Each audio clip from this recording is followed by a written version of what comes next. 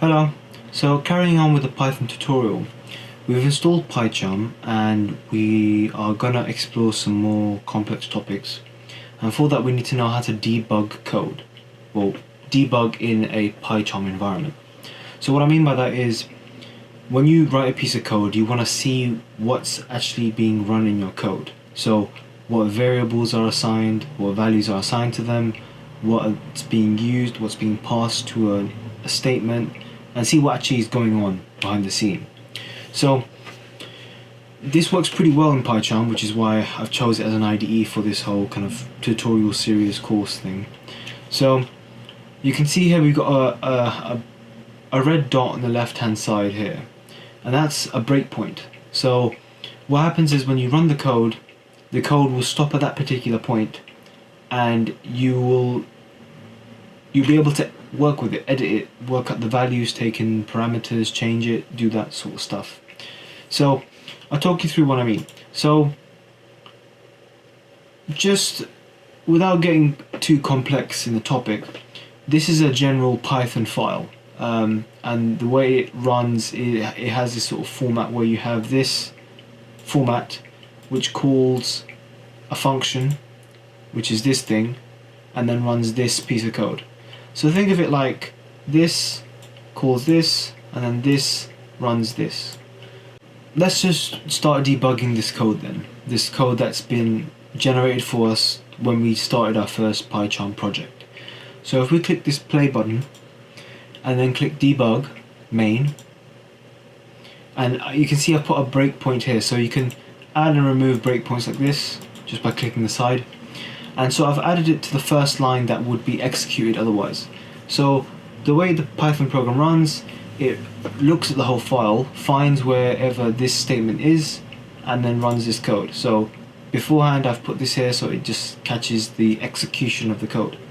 So we're running this function, and let's say we click into it. You can see we've gone into that function. We're now on the first line within that function. Now if you look at debug, it tells us parameter names and what their values are. So for example, we know name here is equal to PyCharm, and it's a string type. So let's change that to something like hello. So name is equal to hello. So if we go back to debug or debugger, you can see our name here has been assigned to hello, which is a string. And if you hover your mouse over the parameter, you can see it states what that is, hello, and it shows us on the right what the parameter is here as well. It's pretty neat the way PyCharm's able to do that. So if we press continue, so we can step into lines of code here. So this means to step over a line, so don't explore the code. I don't really care about this line, I don't want to see more of it.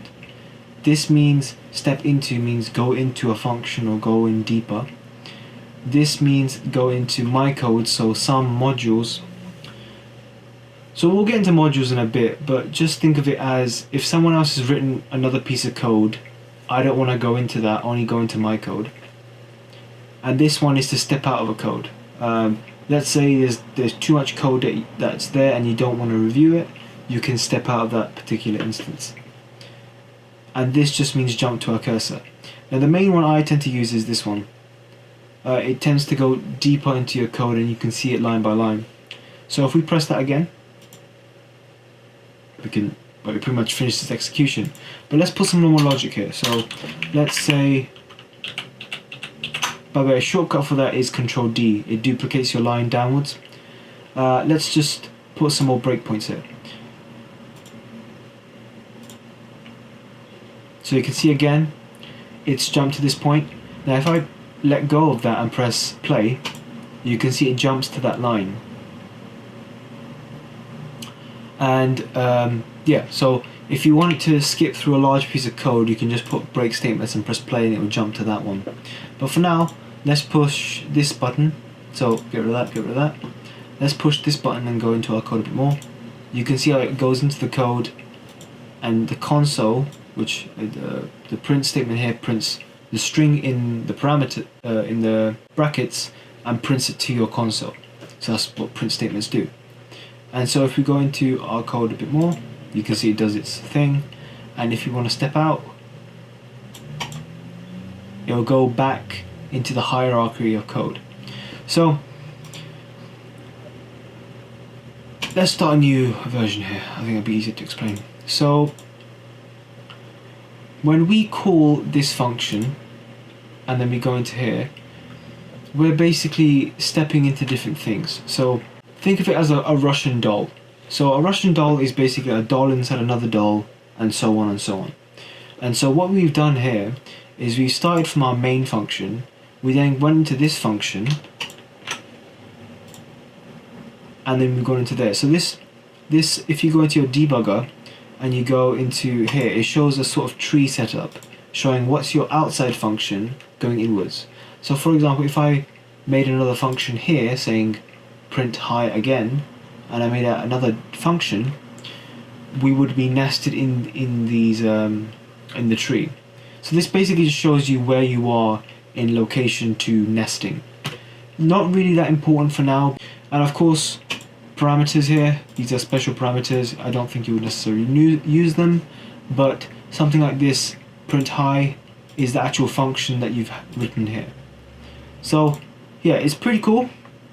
It allows you to edit code, set parameter values on the fly, some pretty neat stuff. So I think that covers most of debugging, at least for this period now.